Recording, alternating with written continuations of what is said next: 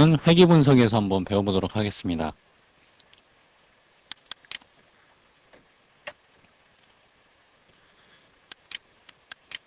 연구 목적을 한번 열어보시고요.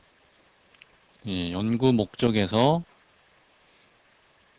저희가 이제 상관관계까지 저희가 마쳤죠. 그 다음에 오늘 이 시간에 배울 거는 이제 심리적 소진감에 영향을 미치는 요인, 사회적 지지와 자기 효능감이 소진감에 어느 정도 영향을 미치는가, 사회적 지지와 그다음에 자기 효능감이 소진감에 어느 정도 영향을 미치는가에 대해서 한번 알아보도록 하겠습니다.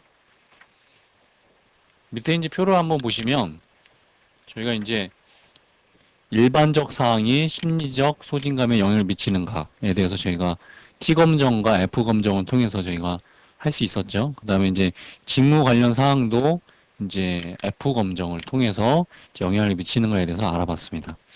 그 다음에 이번 시간에 할 거는 이제 말씀드린 대로 사회적 지지와 자기 효능감 이 두 개가 이제 심리적 소진감에 영향을 미치는가에 대해서 한번 알아보도록 하겠습니다. 여기서 사용할 수 있는 방법은 회귀 분석 방법이라고 말씀을 드렸죠. 그래서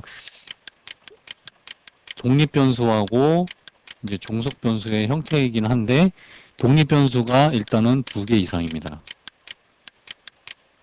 2개 이상이고 그다음에 종속 변수는 일단 1개가 되겠죠. 예, 이렇게 되는데 요걸 통해서 어떻게 회귀 분석을 적용을 해야 되는지 한번 SPSS 파일을 통해서 한번 알아보도록 하겠습니다.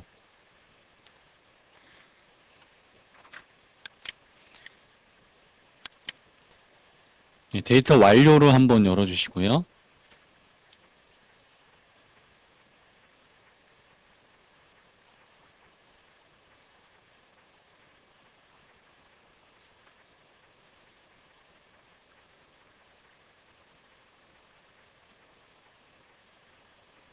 예, 데이터를 열면 이제 SPSS 화면이 뜨게 되는데 여기서 분석 밑에 회귀 분석으로 가겠습니다.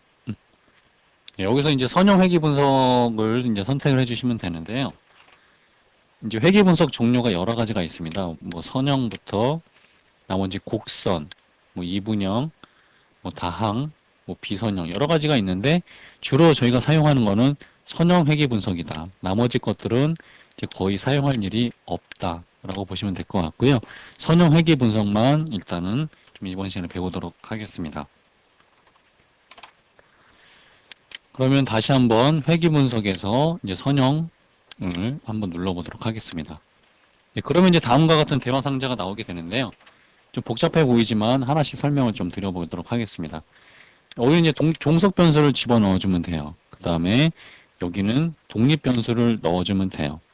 그 다음에 나머지 것들은 일단 건들지 않으시면 됩니다. 뭐 이것도 건들지 마시고 뭐 요거 방법에 대해서는 제가 조금 이따가 한번 설명을 한번 드려볼게요. 우선은 이제 종속 변수에다가 심리적 소진감 요걸 넣으시면 되겠죠. 그 다음에 나머지 독립 변수에다가는 사회적 지지와 자기 효능감 전체 요 2개를 한번 넣어보도록 하겠습니다. 그래서 확인을 한번 눌러볼게요.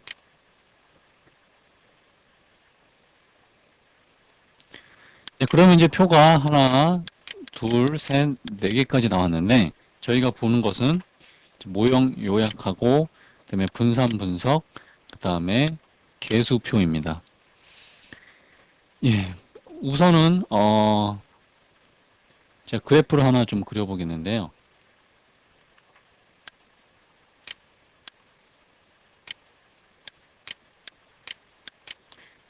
X와 Y가 있을 때 X하고 Y의 어떤 산점들을 그리게 되면 이제 다음과 같은 어떤 그래프가 되겠죠.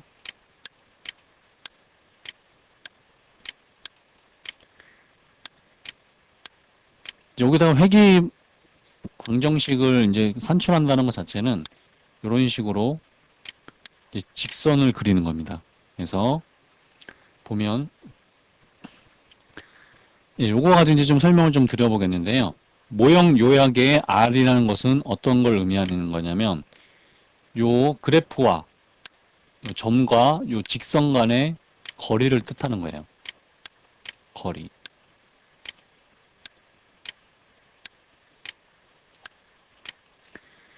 요 거리가 이제 가까우면 가까울수록 좋겠죠. 그러면 직선이 요 경향을 잘 반영을 한다라고 말할 수 있는 것입니다. 그래서 요 R 값이 증가하면 요 거리는 짧아진다.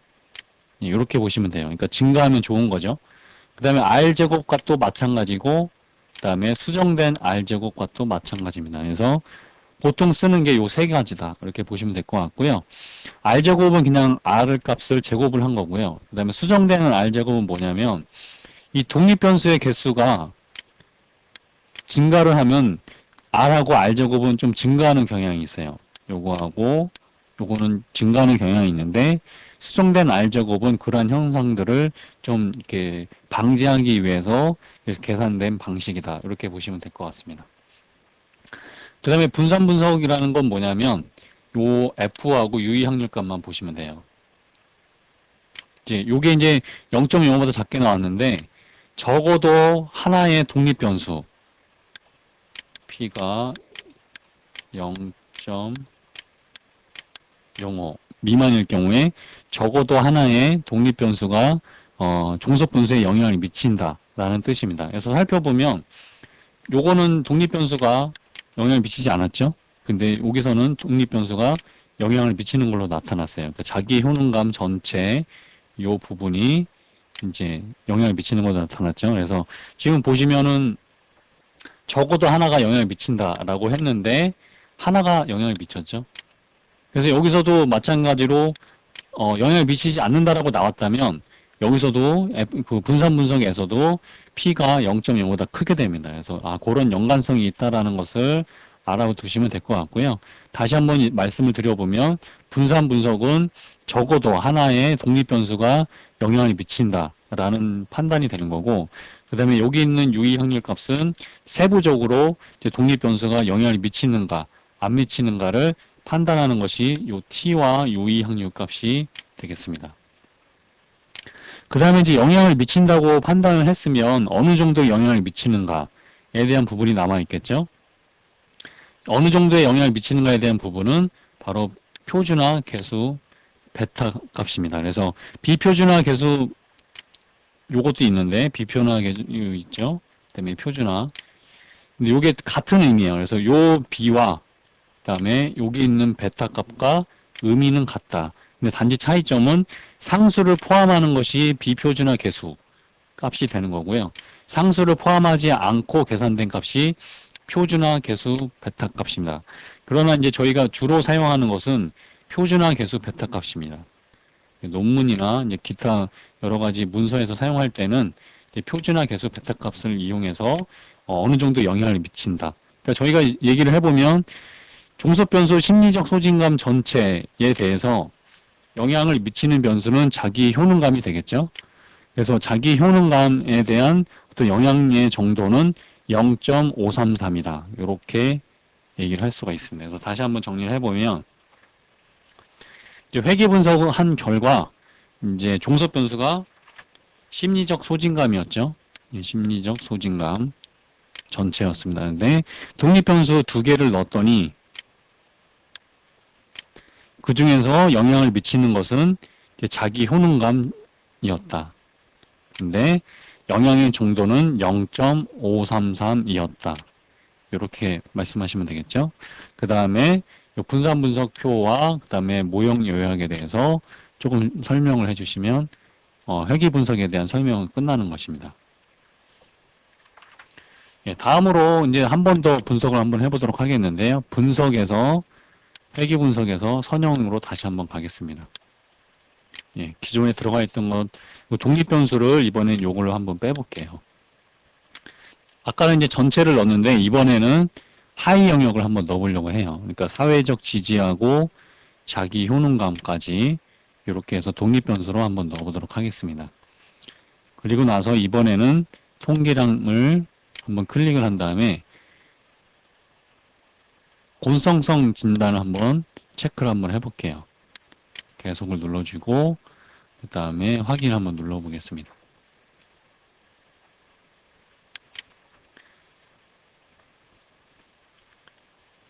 예, 이번에도 마찬가지로 저희가 보는 표는 모형 요약, 분선 분석, 그 다음에 개수 값이에요.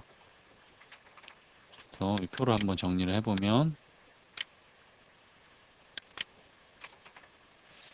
모형 요약과 분산 분석은 표가 똑같아요. 위에 거랑 표가 똑같고 요 수치에 대해서 요렇게 나왔구나. 아까보다는 조금 이제 높아졌어요. 수치 자체가. 조금 더 거리가 짧아졌다는 얘기죠. 그 다음에 분산 분석은 마찬가지로 0.05 미만으로 나왔어요. 그러니까 적어도 하나가 독립 변수 중에 적어도 하나가 영향을 미친다 라고 판단을 하는 거죠. 그래서 한번 확인을 해보면 두 개가 지금 영향을 미치고 있구나 라고 판단하시면 되고 영향의 정도는 0.638, 0.39이다. 그래서 여기서는 자기 효능감에서 자신감이 영향을 미치는 제일 많이 미치는 걸로 나타난 거죠. 네, 두 번째로는 자기 조절 효능감. 요게 영향을 미친다라고 나온 거예요. 그 다음에 사회적 지지. 요 네 개의 항목에 대해서는 영향을 미치지 않는 걸로 나타난 거죠. 이렇게 영향을 미치지 않는 걸로. 그 다음에 이제 아까와 다른 어떤 게 나왔는데 이게 공성성 통계량이에요. 그러니까 요거 아까 체크한 부분인데 이게 뭐냐면 독립 변수들끼리 상관관계가 높게 되면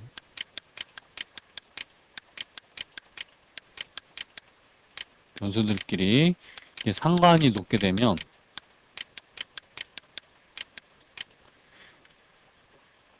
회귀 분석에 대한 결과에 대해서 신뢰도가 많이 떨어집니다. 근데 그거에 대한 점검을 해주는 건데요. 이렇게 VIF 값을 보고 어떠한 변수가 그 상관이 높은가, 그러니까 영향을 많이 주는가, 그러니까 회귀 분석에 어떤 부정적인 영향을 주는가를 검사를 하는 게 VIF입니다.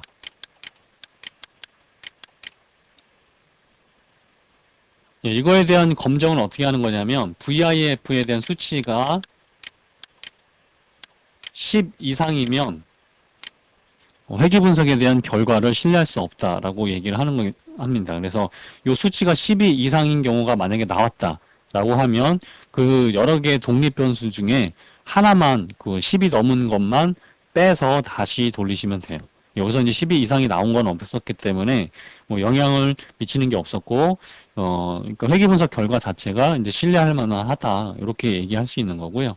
근데 만약에 10 이상이 나온 게 있으면 그거에 해당하는 독립 변수, 뭐 여기서 찾아보면 되겠죠. 요 독립 변수에서 찾아서 어떤 건지 알아보신 다음에 그것만 빼고 나머지 것만 가지고 다시 돌리시면 되겠습니다. 예, 다음으로 한 가지 더 말씀을 드려보겠는데요. 회귀 분석에서 선형으로 다시 한번 들어가겠습니다.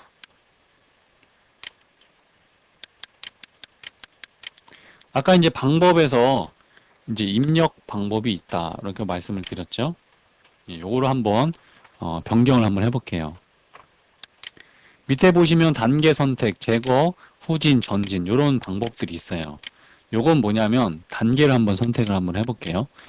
이런 방법들은 뭐냐면 그러니까 독립 변수가 여러 가지일 때 지금 저희가 가진 게 7개죠. 들어간 게 7개인데 이 독립 변수의 개수가 매우 많을 경우에 어떤 거를 가장 우선적으로 넣어야 되고 그 다음에 어떤 거를 빼야 될지 잘 판단이 안 설 때 자동적으로 어떤 계산의 일정한 방식에 의해서 빼주고 넣어주고 하는 어떤 자동적으로 해주는 방법이 이 방법입니다. 그래서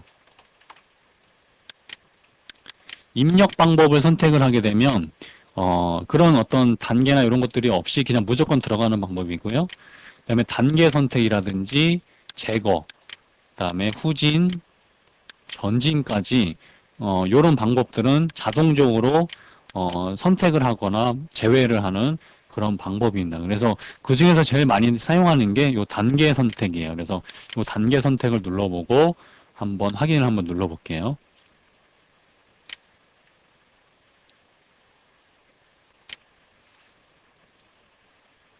예, 그러면 모형부터 개수까지 이렇게 표를 다시 한번 보겠는데요. 지금 여기 보시면은 모형이 두 개 이렇게 나왔죠? 여기도 마찬가지로 1과 2가 있어요. 요건 뭐냐면 회귀 분석을 두 번 돌렸다는 얘기예요. 근데 첫 번째로는 요거 하나만 넣고 그다음에 두 번째로는 자기 조절 효능감까지 이렇게 두 개를 넣었다는 얘기예요. 그래서 단계적으로 내가 어떤 걸 넣고 빼고를 이 컴퓨터가 이제 알아서 이렇게 어떤 일정한 계산식에 의해서 이렇게 넣고 빼고를 결정하는 그런 방식이에요. 그래서 최종적으로 나온 결과는 요 2번을 보시면 돼요. 두 번째 거. 맨 마지막 거를 보시면 된다라고 생각하시면 돼요. 여기도 마찬가지로 요거 개수값도 마찬가지로 모형 2번 값을 보시면 돼요. 그래서 나머지는 다 똑같아요. R, R제곱, 수정 R제곱. 그 다음에 F값과 유의항률 요거 보시면 되고 그 다음에 유의항률 보시면은 자기 자신감하고 자기 조절 효능감하고 모두 영향을 미쳤죠. 그러니까 미친 것만 남은 거예요. 나머지는 다 빠졌어요. 그 다음에 영향의 정도 이렇게 나와 있고 그 다음에 곤성성량에서 VIF 다 10 이하죠. 그래서 문제는 없다. 이렇게 보시면 되겠습니다. 그래서 엔터 방법을 통해서 그 다음에 단계 선택이라는 방법을 통해서 이렇게 회귀 방정식을 조절을 할 수 있다. 그 웬만해서는 그냥 입력 방법을 사용을 많이 하고요. 이제 간혹가다 이제 변수가 너무 많을 경우에는 이런 식으로도 할 수 있다라는 것을 알아두시면 되겠습니다.